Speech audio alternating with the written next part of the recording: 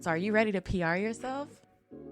We'll remove the mystery from all things PR, and we'll discuss everything from our top strategies to tips and tricks and everything that you can utilize to further enhance your brand or your message. I've been in media, I'm a journalist, and I'm also a publicist. I am Leah Frazier, CEO of Think3 Media, and your host for PR Yourself with Leah Frazier. Let's go.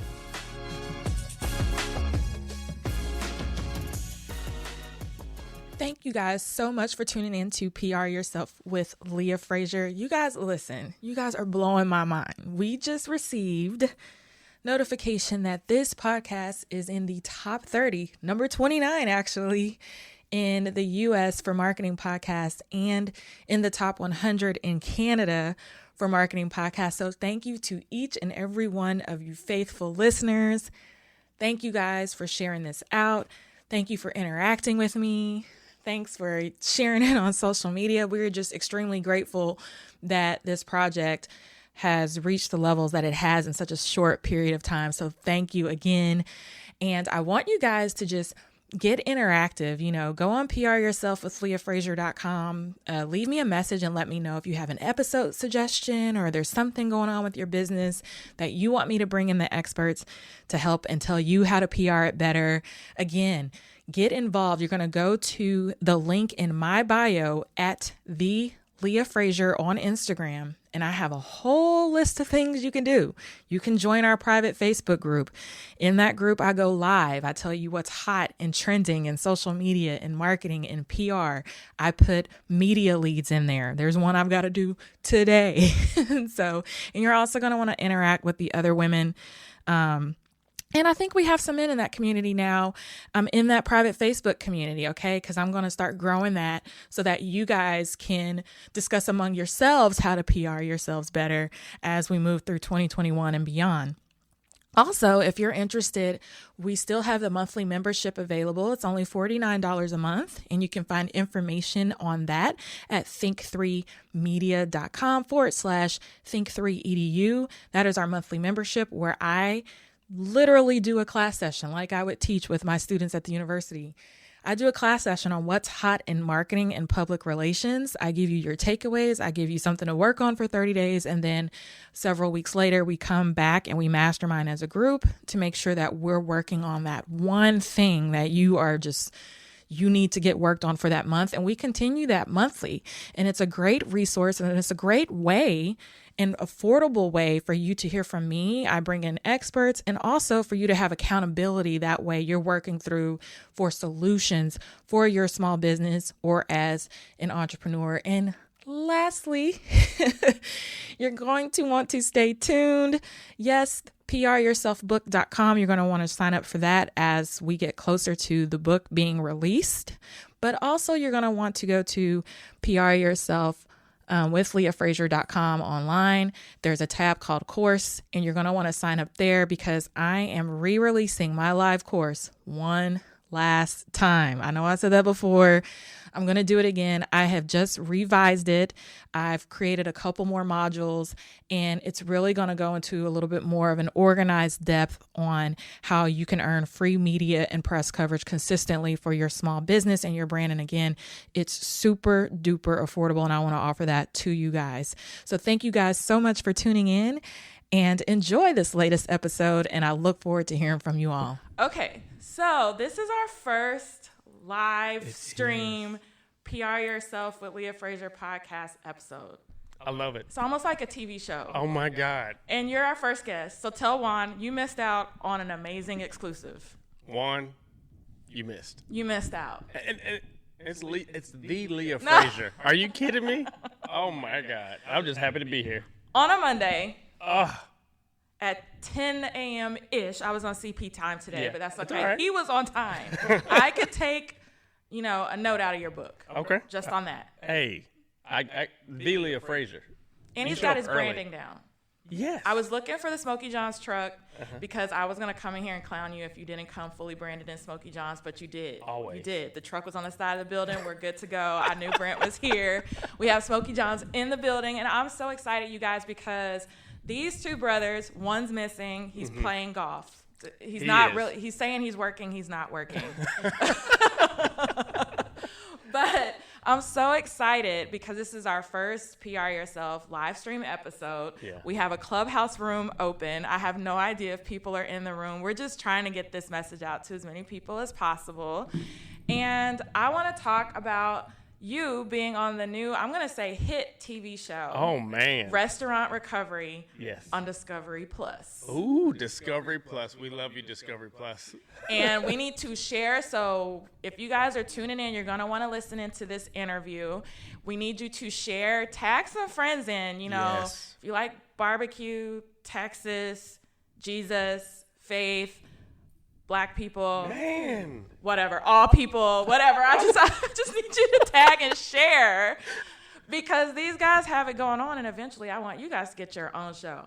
Yes. You We know what are I mean? truly working on it. And I know. Y'all think y'all smart. We're going to get to that a little bit later. Yes, ma'am. Yes, ma'am. So let's just talk a little bit. For people that don't know, you Mm-hmm. won the legend of Smokey John's Barbecue and what it means to Dallas. Why don't you tell us a little bit about the history of the restaurant? Yeah, so we started in 1976. Our dad is the founder of Smokey John's. 1976. So Dad was actually he was a serial entrepreneur. I mean everything. I'm talking about real estate, mortgage banking, roofing. He did all of it.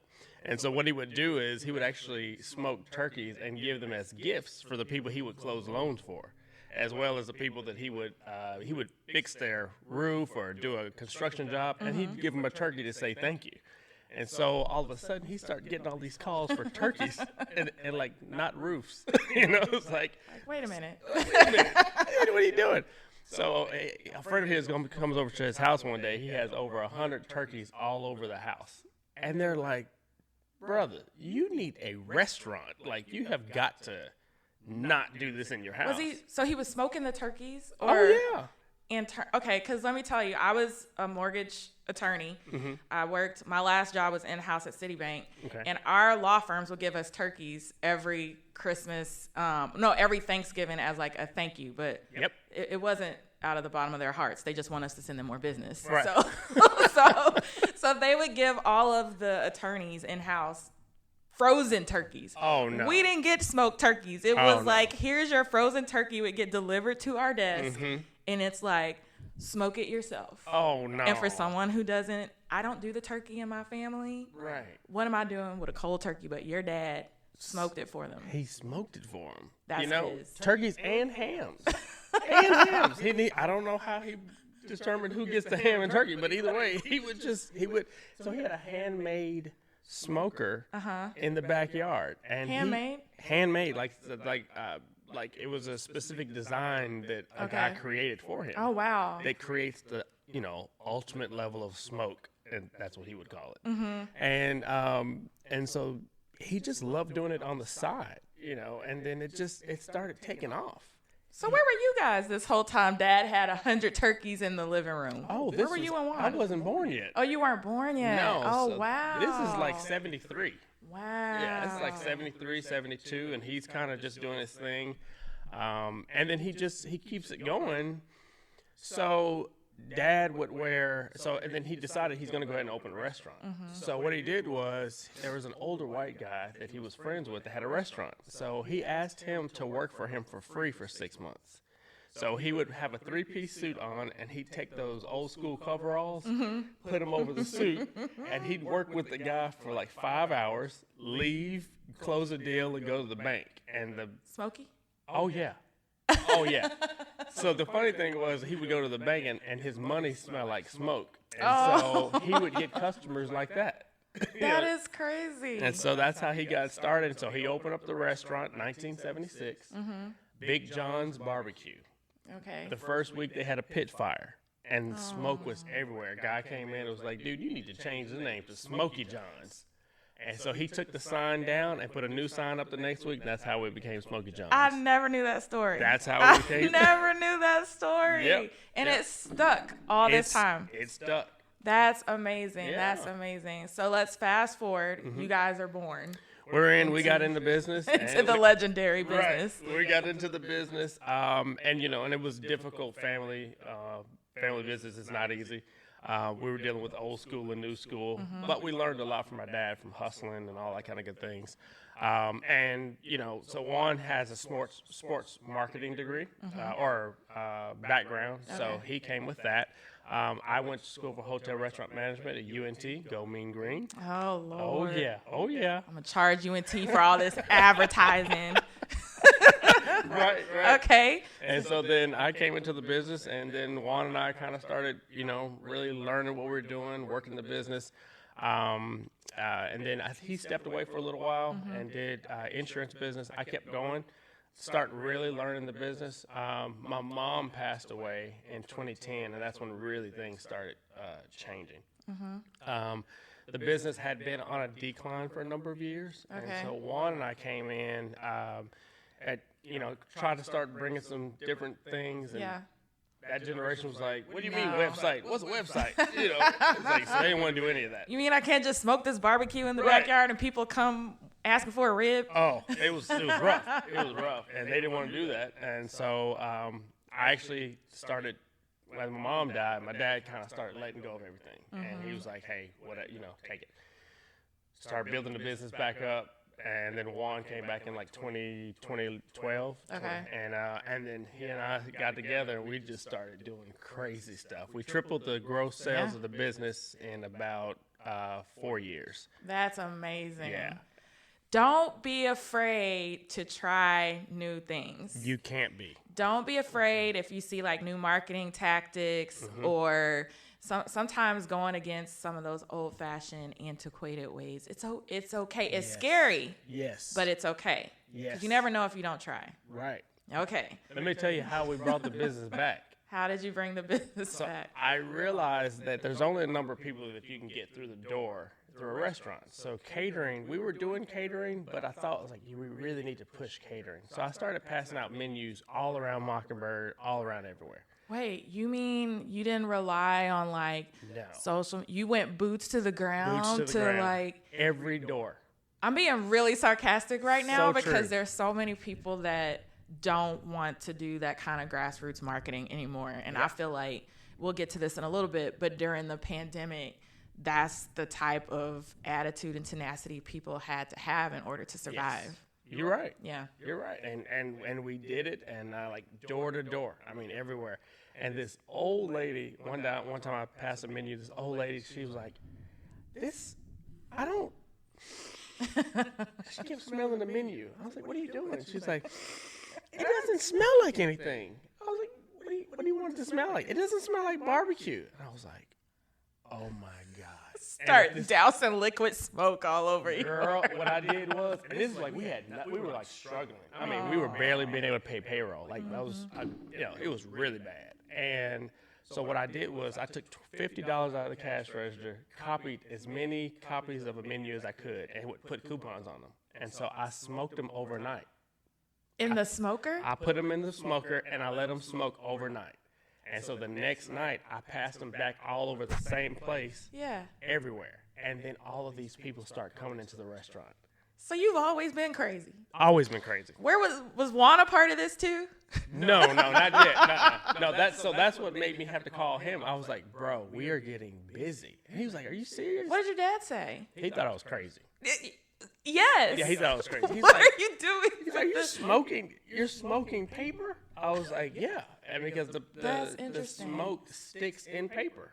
And so when I would give them out, it's like it would wear them out on their desk because they would just leave it on their desk. And it's like they would smell the smoke and they would have to get up and just come to the restaurant.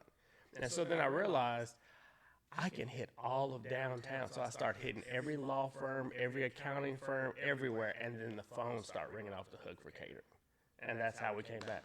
And no trees were harmed in no trees were harmed in the smoker. No trees were harmed. No. That is incredible. I never knew that story. Yep. That's amazing. But I feel like that's just kind of the leaps of faith and the type of things you have to do in order to figure out what works. Yep. And on just a nerdy, scientific, psychological neuro trip, like when that hits your brain and then you start feeling hungry and then they associate that with Smokey John's. I mean, if you think about it, at the end of the day, this little lady, whoever she was, like, this is genius. I love her. This is genius. Is she still around? I've never saw her again. Oh, really? I went back to that office. I never saw her again. Oh. I was like, that's my guardian angel. Oh, it's all good. So we fast forward. When did all of the state fair? I mean, you guys have been at the state fair since the beginning, though. Yeah, since 79. So when did you guys kind of weave yourselves into the state fair part of the business? 99. My brother and I, we kind of started getting in there. And that's when our parents were like, okay, y'all kind of know what y'all are doing. Because at that time, I think we had 3 booths at the fair. And our booth was killing theirs. And they were like, what are y'all doing? Just what is going on? So you weren't smoking paper this time. What were you doing this time? And it was just like energy, It was like they had the energy, bringing people to the booth. And, we were just active, And so it created a big difference, and an impact. And so that's kind of when that got started. And then the catalyst for the fair became the fried food competition. Like that was like, okay, that took it to a whole other level. And if anybody's listening in, hey, Kelly on Clubhouse, hey, everybody on Facebook, I can't monitor all these devices at the same time. But if none of you guys are from Texas, the fried food portion of the state fair is typically what people go to outside of some football, some turkey legs and things like that. But like, we're talking fried Oreos. Oh, yeah. I've done fried Twinkies. I did fried collard greens. Oh, which are delicious. I forgot her name. Oh my God, Chef Cassie. I'm so sorry, Cassie. Which fried collard greens, amazing. I love them. Throw some hot sauce. Like, don't even turn your nose up at it. It's lit. Okay. Yes. Fried Twinkies, and then there was one year that I think they were just playing around and they tried to fry a sneaker. Oh, no. I don't know if they may have. They were just trying to see, it was just kind of part of the state fair thing. Like, can we fry this sneaker? And I guess they did it because I remember, shout out to K104, I think they were talking about it. And we're like, anything can be fried and dyed at the state fair. Yes, that is just true. That is so true. I mean, state fair is like crazy. We started frying anything. And what really put us on the map was when my crazy brother decided, he was like, hey, what are we gonna do? What are we gonna do for the competition this year? I was like, I don't know. He said, let's fry Jell-O. And I was like, the texture of Jell-O alone. I know, right? But we did it. Oh my God. And it worked. And that's really kind of what that took us to another level. Guys Grocery Games found out about it, and I ended up being on that show, and that. And then once you start doing that circuit, then the TV world starts to, find out about what you do. So let's press pause here because obviously we talk a lot about PR yourself and marketing. Oftentimes people get TV opportunities and they don't really gear up for it or they don't capitalize on what television will bring to business. The first time you guys did TV, so was Guy's Show the first time that you guys did a show? No, the first one was Destination America's Deep Fried Masters. Okay. That was the first one. Yeah. So when you guys had these opportunities coming, what was there preparation? Did you guys try to say, like, let's brand ourselves in this way, or can we take this and drive it back to business? Because there's people get opportunities and they're not really leveraging them. Yeah, we didn't. Yeah, you didn't. So that was our first one. So, but we learned. I can't choke you on camera. Oh my God! I don't want your wife to come after me. Oh, it's so true. The first one. So it was Destination America, and I was like, I had never been on TV. I never did a cooking competition. Anything. And so we do this, and it was like, oh, wait a minute. These people are seeing this all over the world. It's like, oh, my God. So the only thing that we did do was we took the item that I won the show with, and we took it to the fair. And so we started doing fried Reese's and ice cream at the State Fair of Texas, which was a huge hit. I mean, Chris Brown came by. He got something. Chef Buddy came by. Okay. Some of those guys came, but we didn't capitalize on it. And we learned. You learned. We learned from that one. What did you learn? What did you say next time? Oh yeah. We're gonna do. Oh, next time we're gonna do a watch party. Next time we're gonna get PR and media involved. early on when we know that it's coming. Yeah. Social media, we're going to really,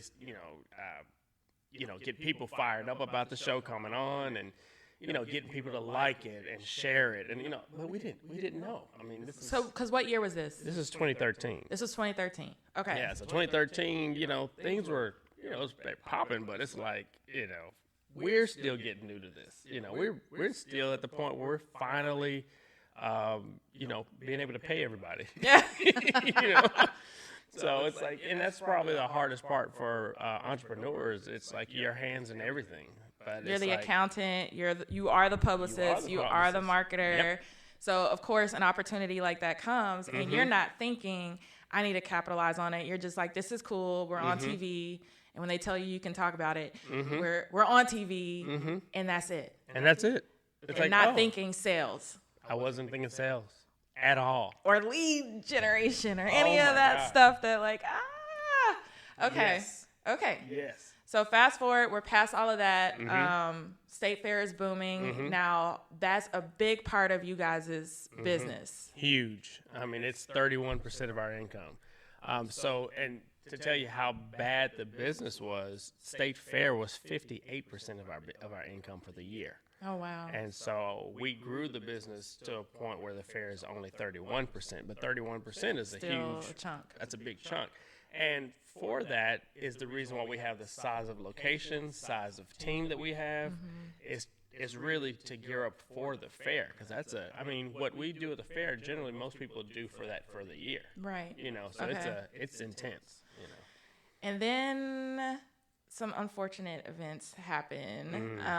Let's talk about the fire. Oh, so my you God. guys get ramped up. The brothers are like running the biz. Oh, man. They're coming in there. They're bringing all these hot new ideas outside of putting the menus in the smoker. I'm going to let you slide on that one.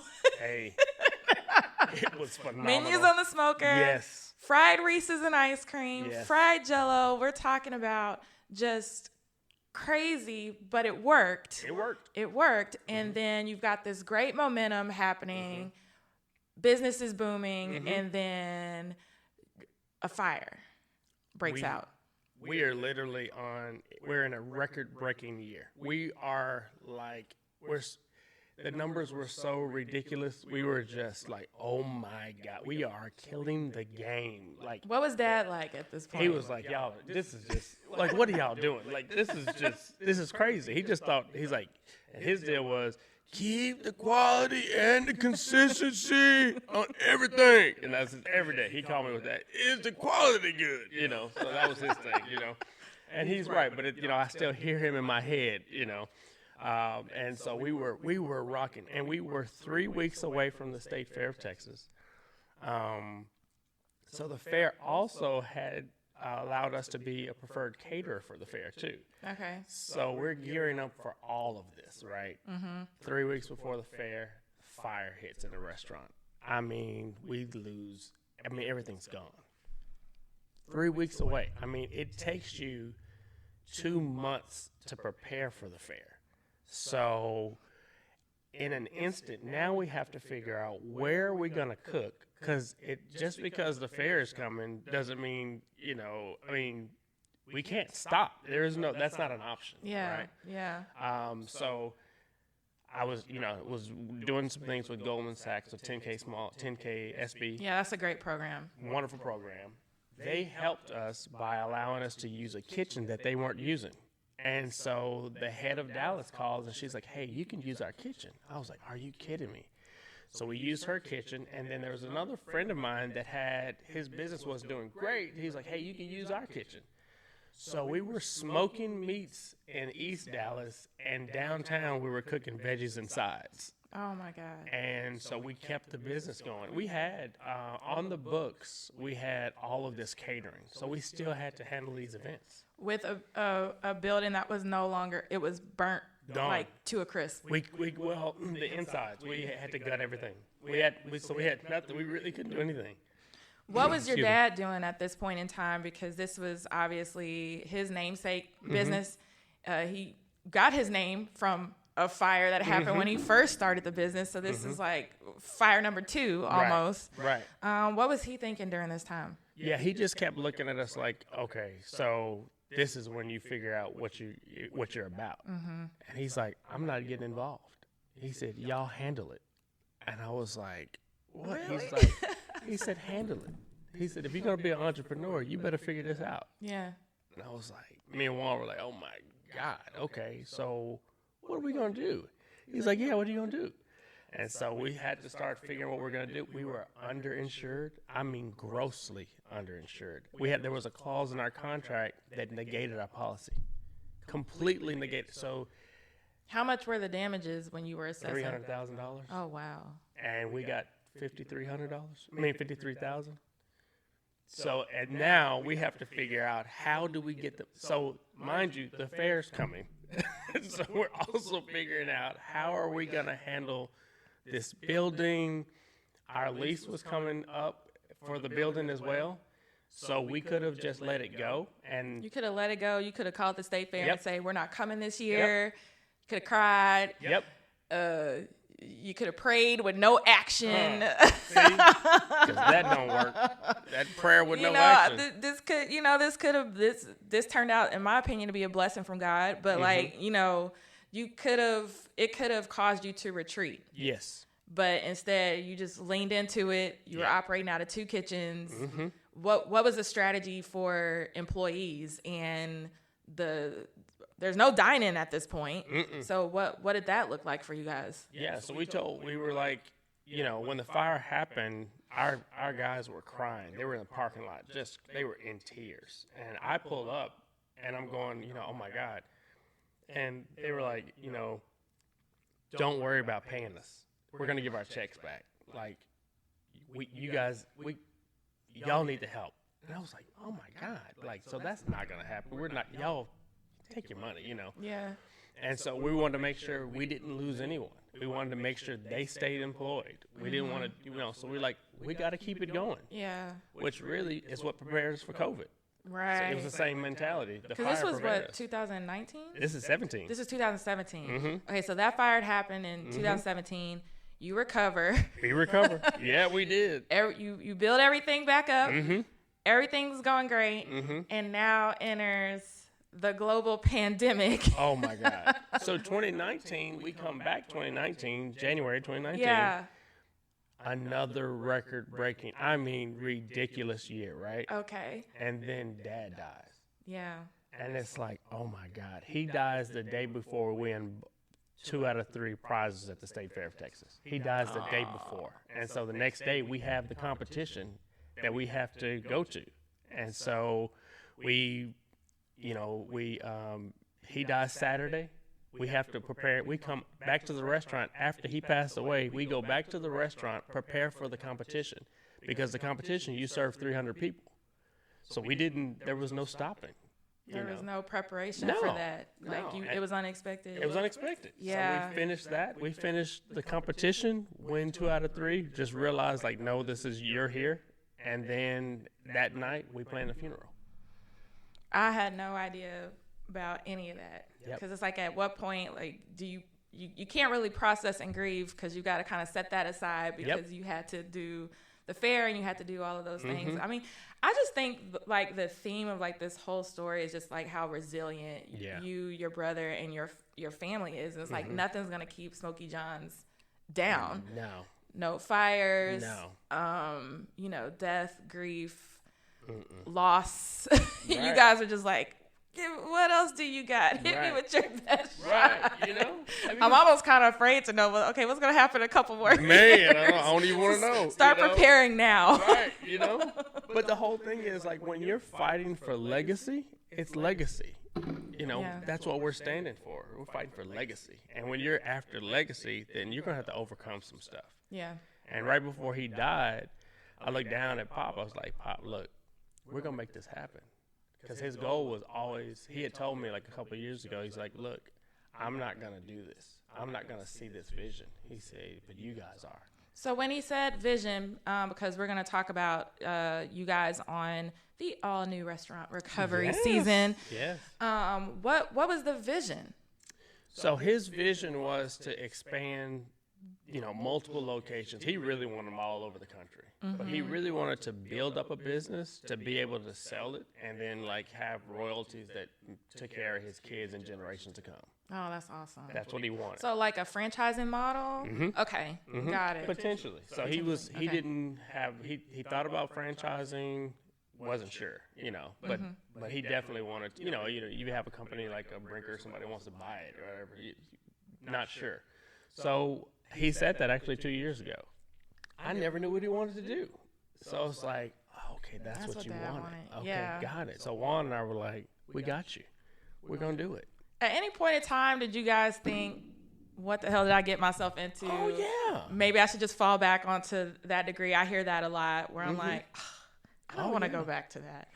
Yeah. Where it's like, you go back to sports marketing, you go back to your degree, and we'll leave the barbecuing to other people because this is just too much. Oh, I actually put in my 2 weeks notice. You did? Years ago, I did. Were you co-owner? No, we were working for the family. You were just yeah, I did. Hi, fam.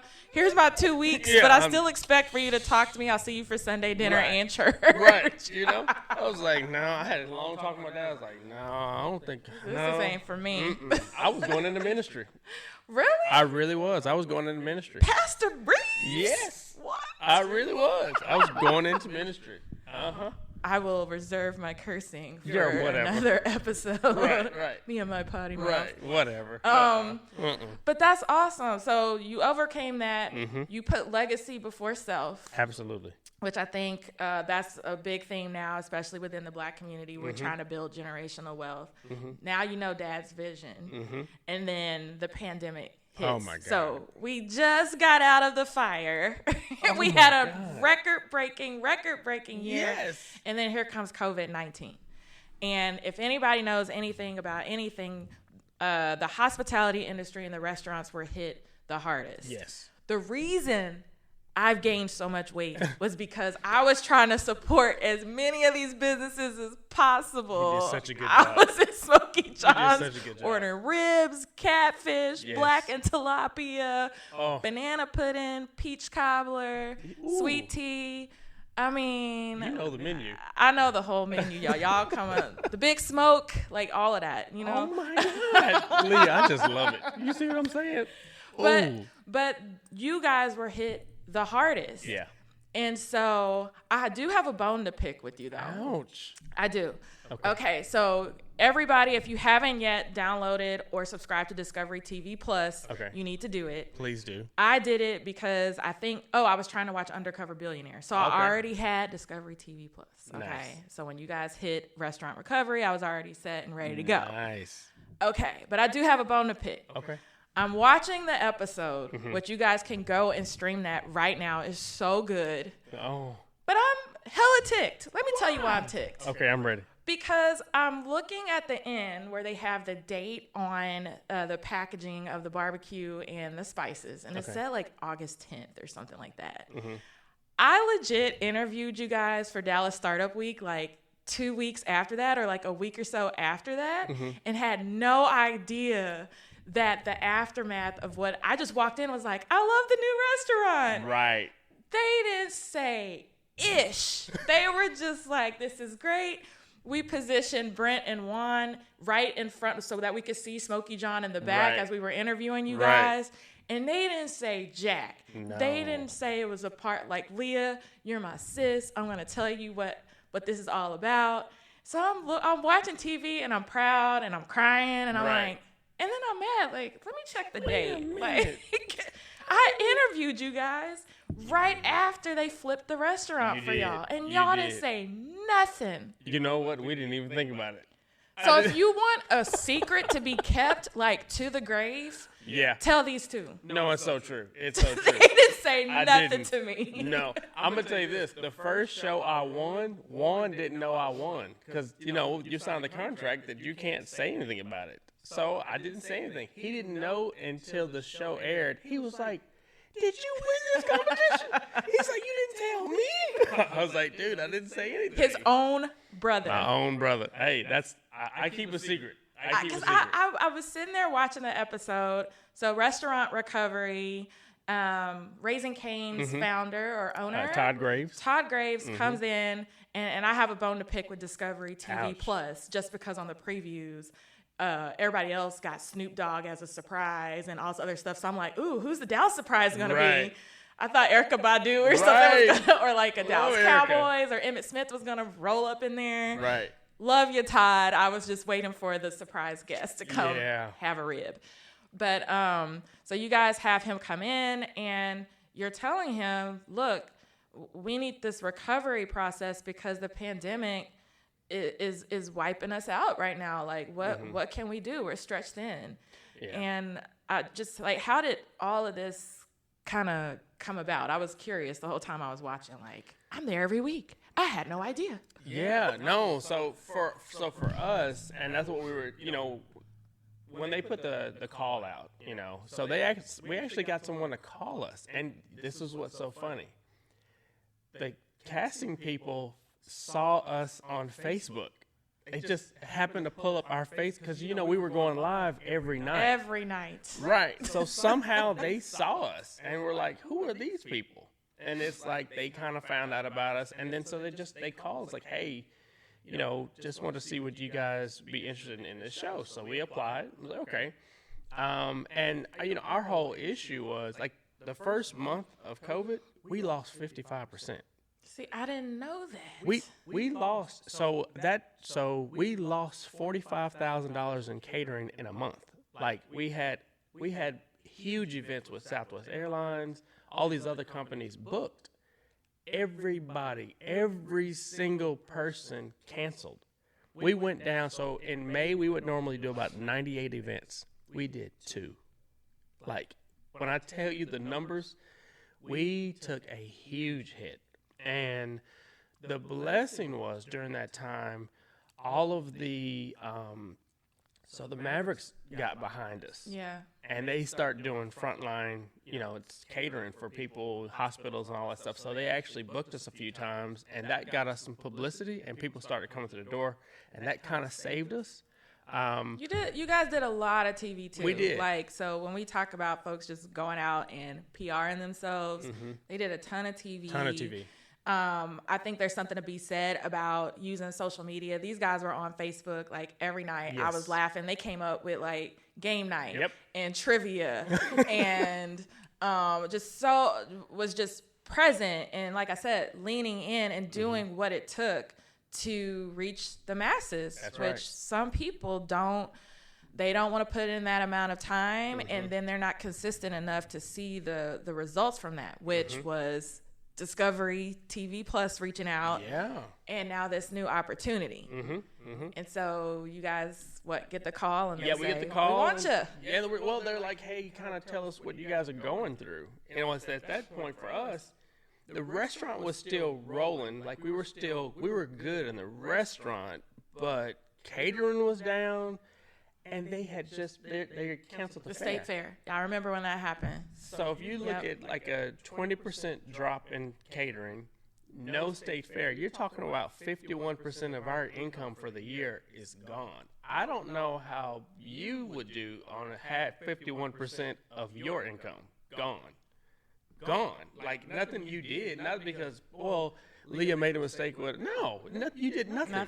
Nothing. Right. And so that's what for us was like, oh my God. So we have this overhead for this building. We've got this huge team, and we're geared for that. And so when all of that was gone, that's a hit.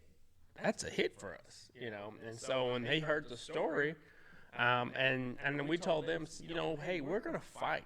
We're going to fight because of our dad's legacy. So, we're going to keep it going. And I was like, our pitch was, hey, our thought is we're not trying to just make it. We're not just trying to survive. We really want to thrive out of this. And we would love to you guys help us not just survive. We want to thrive. We want to be the next Canes. Yeah. I don't want to be like, they made it. No. Yeah. So then they were like, dang, these guys are crazy, And they showed up. And they showed up. And they were like, yeah, well, we want to get in on it. We want to help. And it was like, Todd came in. It was like. Was it really a 48-hour turnaround? Straight up. Like, I can't like, even. you know, you see it on TV and you're like, did they really do this in 48 hours? And in my mind, I'm like, I'm going to get the scoop from Brent. Leah. Was it really 48 or was it like really 2 weeks? It was actually less than 48 hours. You are lying to me. I can't. When I tell you the truth, we shot the last scene Monday at 5 o'clock. We shot the last scene. So you really turn over the key, you really walk away, and you really have no idea what they're doing to your family business. It was the scariest moment. It was exactly, because Smokey John is in heaven. Right. Like, I knew y'all was crazy. Right. But this is insane. This is crazy. I mean, this is crazy. A TV show. Right. It's like you're telling me that you're going to just give this guy your keys. I mean, we had no clue what they were going to do. Juan looked a little happy to give him the keys. Here you go, bud. Yeah, Juan was like, here. And he was like, y'all take a couple of days off. Todd was like, I don't even want you at the restaurant. Don't even come up here. I don't want you in the parking lot. Don't send a drone. Nothing. Don't try to spy. Nope. Just bye-bye. Bye-bye. So that was real first-time reactions from you guys when you saw the and I don't want to give it away if you guys haven't watched it, but when they rebuild the restaurant and all of that, that's the first. That's a real reaction. Oh. You were like, oh. Girl. Look, they bring you in a van. So when we got there, they were like, it's a blacked out van? Oh, it's blacked out. Oh, wow. Like, it's not only blacked out, they've got, like, cardboard or wood so you can't even see through anything on the side of the van. Like, you can't see anything. Yes. So Discovery. Discovery killed it. They killed the game. I was like, so they came around the corner. We had to park in the back, and we sat there just waiting, and we were like, oh, my God. We don't know what they've done. And our team was coming out like, ooh, and I was like, y'all stop. Don't tell us how, because I want to have a real reaction. You know? Yeah. Girl, when we came out that van, that dude turned us around. I was like, oh my God. Oh my God. So the producers of the show are the same producers from Extreme Makeover. Okay. So all that the same team. Yeah. Yeah. But like I said, when you're watching these things, you know, and sometimes you hear, oh, well, this was scripted and this wasn't. So you're watching it like, was it really 48 hours? Did they really turn over the key? Did they really have a say in how they redesigned it or kind of reformatted the business? But that for the integrity of the show, I feel great in knowing that all of this was real. It was, when I tell you, this was the easiest show we have ever done. This was because it was us telling our story. Right. And then, so Todd's team came from Kane's, like his marketing and his design people. They came and would just talk to us. And, you know, they were just like, so what was your dad like? So what? And they just asked these questions. They got it. Let me tell you. I don't want to give it away because I got to watch it. I'm going to put the link in the caption as soon as we get off. Right. But, like, they nailed it. And I will tell you, again, I'm going to hold this over y'all's head for a little bit because when I came a week or so after the redesign and y'all didn't tell me. We did. And I saw the new restaurant, immediately it popped out to me what Smokey John's was all about. Yep. The moment you hit the restaurant, from everything they put up, you wouldn't have to say a word to me. I knew what Smokey John's was about and who was behind it. That's right. And that, to me, is branding and marketing 101. Yep. And the feel was different. Like, there's a different spirit and energy in the restaurant right now. I mean, you guys are the heart and soul, but if I were to walk in, like, from Dallas Love Field and just grab a quick bite to eat and didn't know Brent or Juan, it feels different. Yes. So I feel like they nailed it. And that was the thing. We Nailed it. We told them, it was like, okay, so we can't be the feel. You know, you can't grow multiple locations off of my personality and Juan's personality. You just can't do that. You need you have to walk in and, like, feel the story. And it's like, we actually, this was what the nutty thing was. We had plans to do all of this. This is what we were going to do for the next location, like the whole brand, right? And so we were going to do all this stuff. I didn't tell them any of that. We talked about all the different stuff that they did in the store. Yeah. We actually talked about that. Good. We talked But you about. had no idea how it was going I to look. had no. Well, we talked. Me and Juan and our family. We talked about that. I never told them that. So when I walked in, I was like, I never told y'all any of They this. just knew. They just knew. There was so much, and then my nerdy like attorney brain, I was like, did they have the IP rights for that? Did y'all turn over your intellectual property rights for that? And there was like the sauces and the spices, and they got that, and I was like, how did they do it? That was so awesome. I was blown away, you know, and then. Well, yeah, you don't want to mess it up for anybody watching the show, but they do some amazing things with the sauce and rub, and that's been phenomenal. I mean, that's exactly. I mean, like literally, my phone rings at 2:00 in the morning because people are buying sauce and rub. You have merch. Yes. You have now expanded, like, and I think the important thing is to just like outside of restaurant recovery, outside of any of this, is that sometimes, like, if you're an entrepreneur or a small business, which the majority of my listeners are, you have to sometimes have somebody come in, you know, to kind of help dissect through all the gunk because you're too far into it to say, okay, you guys need to rebrand in this way. Marketing strategy needs to be this. Yes. You need to be doing merch and your takeout, like the different streams that they created for you guys. Oh my God. And now I'm learning less than 48 hours. Less than 48 hours. Is just clutch. I mean, it's remarkable. We couldn't have, we don't have the resources. I mean, like Todd says, he has 35,000 people on his staff. 35,000 people.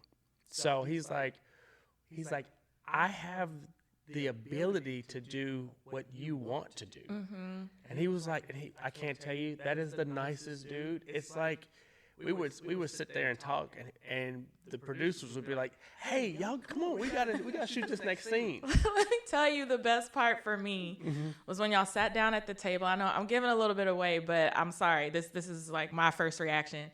And you guys were eating, Todd was eating. Y'all were in mid-conversation. He took one bite of that rib, and Todd was like, it's like his eyes glazed over, and he wasn't even present in the conversation anymore because he was so focused on that rib. Oh, man. And I will say for myself, I don't even get sauce with y'all's ribs. That's how good, like, the rub and all of that is you don't need no sauce. No sauce. You don't need no sauce. You don't need no sauce. But if you're going to get the sauce, get their branded sauce. But I saw Todd's eyes just, like, roll to the back of his head. So that was his first time.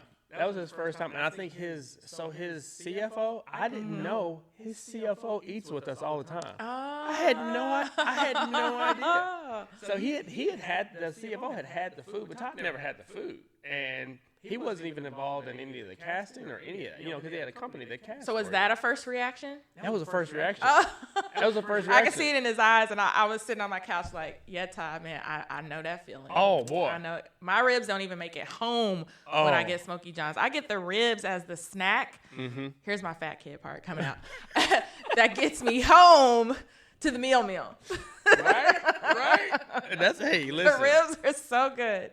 When he took that bite, I was like, you know how you had to take a couple of takes? Yeah. He was like, oh my God. And he was literally like, okay, so the food's not a problem. No, he's like, this is not an issue. And then he's like, he ate everything. I mean, he had sausage and chicken. Sausage is good. He had everything. And he was like, oh my God. Like, he said, okay, so I don't have to deal with any of this. I mean, this is amazing. He said, I see why folks are coming, you know. And he's like, oh yeah, we just need this place to tell the story. He said, because y'all's story is what affected him. That's what he said. And I will say, Brent, like, you're tearing up. Like, I was like, can somebody sign him to an agency? I know they were real. Right. But I was like, can he cry on cue? Look at you. Can he cry on cue? Because I was sitting there like, You're like, during the previews, I was like, no, I'm not going to be able to watch this because it's going to get, like, real emotional. But, like, that was, we're going to get your acting career. Wow. Like. Wow. My wife she was Crying like, cute. she was like, oh my God, that was like that Will Smith moment on Fresh Prince. It was. She was like, and so she's like tearing up as we were watching it. She was like, okay, I can't. We were eating dinner watching. She's like, I can't do this. I can't do this. I Yeah. can't. I was like, that's affecting you. She's like, yes. She's like, this is real. It's very real. Yeah. It wasn't made up. It was. I'm No. joking about the crying on cue. But can you really cry on cue? Well, you know, hey, I could try. But no, it was just a very real moment. We felt it. And like you said, it was that story that people connected to. And all throughout my podcast, that's one of the things I always tell the listeners and the businesses that listen is like, you got to find a way to tell that story that connects. Because right now, especially during the pandemic and COVID, like that's the one thing that's helping a lot of people to survive or to get opportunities is that they're buying into Brent, they're buying into wine, they're buying into Smokey John's and the legacy and the history. And when you hold that back, you're really doing a disservice. Oh, it's so true. And you know what's a beautiful thing for us is to have friends like you. You know, you've got friends like Leah that come in and they see the business with a different eye. So, you know, for us, it's just, you know, it's every day and it's normal. But then I see your eyes when you walk in or you taste something, and you're like, wait a minute. Why are you not? And then, you know, if y'all know Leah, Leah is 10 different revenue streams in a making. I mean, you know, Leah will be like, you need to do this. And it's just, but being around people that have that eye for business, for customer service, for branding, you know, it's just, it's an impact for us as well. And it's such a benefit just to even, like, for me, we always say it, the Leah Fraser, but it's true, like, just to have a person that cares, you know what I mean, just that cares and always is wanting the best for you. I mean, I think that is a part of business as well, as having the right circle. Yeah. You know, the right circle makes a difference, you know, and you have been such a blessing to our business and our family. And so I have to say that. It's so true. He's trying to get me to cry, but no, it's I cry on true. cue and charge. Go girl. Go girl. Talk about monetary streams. Here's 10,000 to cry on cue right now while you're saying that. Got it. Nah, but you guys are amazing. I'm so proud of you guys. Y'all, Discovery TV Plus, be sure to stream Restaurant Recovery. You guys are episode 2? Episode 2. They are episode 2. It is so good, so inspiring. If you're in the DFW area, or hey, if you have a layover, I need you to go hit up Smokey John's. So, you guys, before we go, they think that I'm dumb. Okay, I saw the launch of the YouTube channel, the Smokey John. I was the second subscriber. Yes, you was. They're doing a What's for Lunch series, which I think that's awesome because you're actually highlighting other businesses and restaurants. Right. When you could just have a Smokey John's channel that only focuses on Smokey John's, but not enough. They did a Lover's Pizza, and now I was watching the screen like, I gotta have that. How many points do I have left today on Weight Watchers to go? Right. I can do it.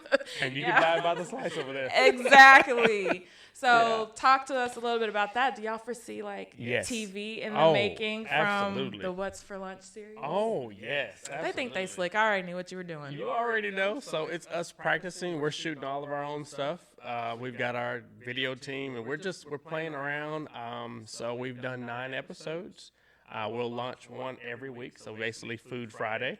And then our hope is to just create a great following for that, and hopefully we can get a local station to pick it up as a segment to highlight other businesses.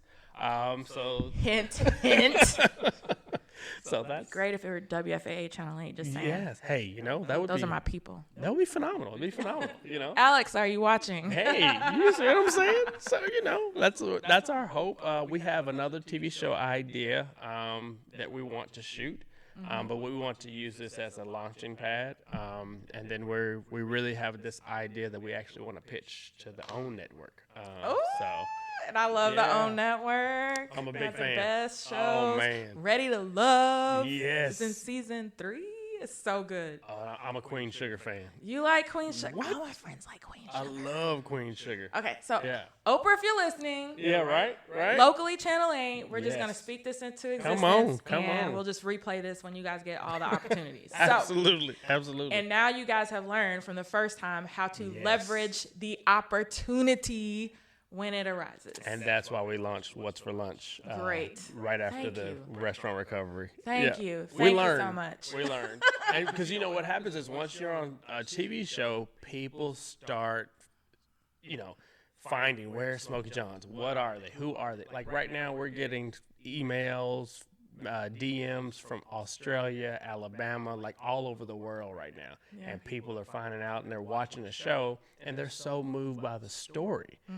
And that's what's real for us. But that's real for us. That's who we are. You know what I mean? And that's the message that we're trying to get out. And now that you have the merch, you're able to satisfy an audience that's outside of just DFW. So you have a revenue stream now that you can ship, that people can thank God. See? I mean, just hello.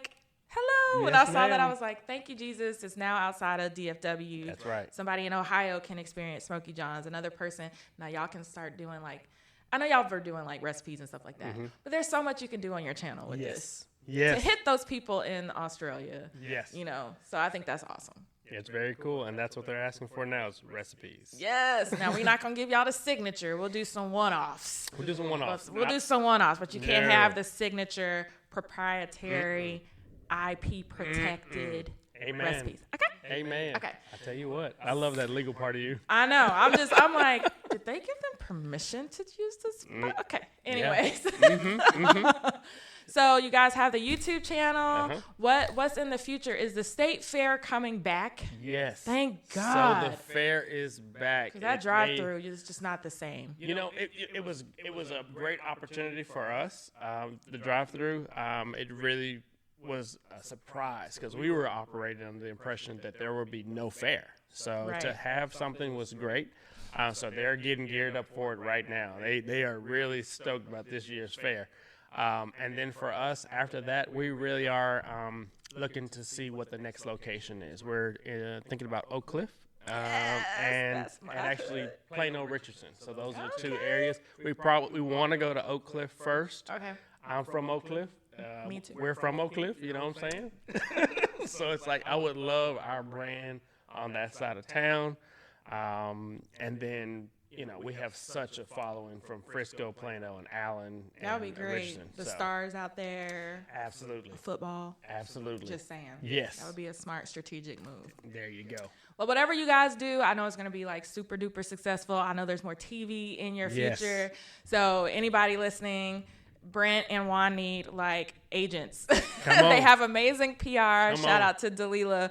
But they need some agents because they're Yeah. going to be all over your big screen. And what I love about it, because I am a person that just doesn't believe in everybody getting, pub, because some of Right. y'all can't handle it. The egos can't handle it. These are two of the most humble guys ever. So I know that's that when sweet. you make it to the top, and you won't go Hollywood on me. No, I feel very confident It's not going to happen. that when I walk into Smokey John's after you guys are super big, it's not going to be Oh, no. Because the whole thing is, and this, fighting to create your own company, it is not easy. And the one thing that is it takes effort and it takes, your faith. Yeah. And so for our faith is such a part of it.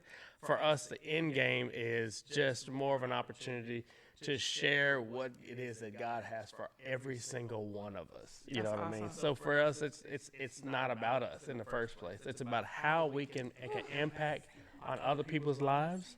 You know what I mean? Because I think that's, and they talk about ego, it's like an acronym of edging God out. And when you edge God out of your life, then it's all about self. And if it's about self, then you can get into all of those a lot of stuff you things. ain't got no business at all. getting into. At all. Especially when that type of fame comes. You Right. really got to do your Kendrick Lamar, sit down and be Be humble. humble. That's it. And be humble. Seriously. Straight 'Cause up. I feel like God will give you more Yeah. if you're a good steward of the things that he's given to you guys, what you Yes. guys are. I felt that when I watched the episode. Your employees felt that. So Yeah. just wishing you guys all the blessings. Oh, I'm looking man. forward to seeing the star just Yes. rise for you guys. Thank God. for that. Let everybody know where to follow you guys and where Yeah. to get some of the. I can spout off the menu now. Yeah. Oh, she got it. She got it down. Down. Yes. And even the specials of the day. She got all of it Want to down. know which day you can get some tetrazzini? Right. Yeah. I'll let you know. See? Ooh, wee. Look, you guys can get tetrazzini and those tasty ribs that Leah was talking about at 1820 West Mockingbird. We are Smokey John's BBQ. Hit us on all of our social media channels at Smokey John's BBQ, Instagram, Twitter, and Facebook. And now a new YouTube channel. At Smokey John's BBQ. Wow. Smokey John's BBQ. Hit them up, subscribe. And you guys, thank you guys so much for tuning in to this is our first live episode of PR Yourself with Leah Frazier. Tell all your friends to subscribe on Apple Podcasts or wherever you get your podcasts. Share this out, rate and review. The more you rate and the more you review, the more I can get superstars like Brent and Juan. Wow. I have Devon Franklin. I'm interviewing him tomorrow. The Devon Franklin. Oh, girl. Drops May 4th. Yes. But the more you guys do that, the more that I get to talk to them and get your questions out and to satisfy you guys in that way. So thank you guys for tuning in, and until next time.